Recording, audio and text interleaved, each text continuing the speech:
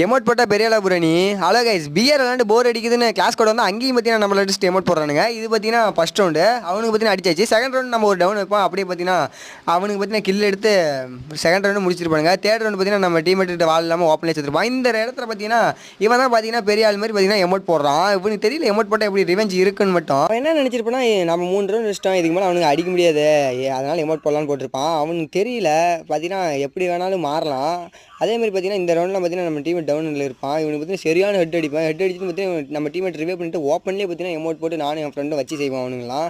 ஏன்னா அவனுக்கு எமோட் போட்டால் தொடர்ந்து நம்ம 3 ரவுண்டும் எமோட் போட்டு பார்த்தீங்கன்னா அவனை கில் எடுத்து பூயாவும் அடிச்சிருப்போம். பாருங்கள் நீங்களே, இதெல்லாம் செகண்ட் ரவுண்ட் நான் செத்துருப்பேன். நம்ம டீமேட்டை அழுத்தி பிடிச்சி எமோட்டாக போட்டு எல்லாம் தெறிக்கி விட்டுருப்பானுங்க. மூணாவது ரவுண்டு பார்த்தீங்கன்னா நம்மள ஒருத்தன் அடிச்சு டவுன் வச்சிருவான். அவனை பார்த்தீங்கன்னா நம்ம டீமேட் லாங்கில் வந்து அடிச்சிருப்பான். நாலாவது ரவுண்டு பாருங்க, இது மோக்கா காட்டும். அதனால் பார்த்தீங்கன்னா ஈஸியாக நம்ம அவனை அடிச்சிருவான். அடிச்சுட்டும் பார்த்தீங்கன்னா பேக் அடிச்சுன்னு தானே வந்து கொஞ்சம் வெயிட் பண்ணிட்டு இருப்போம். மேலே மோக்கா காட்டும், ஒருத்தன் குதிப்பான். இந்த இடத்துல எம்பி பட்டி சொதப்பிருச்சு.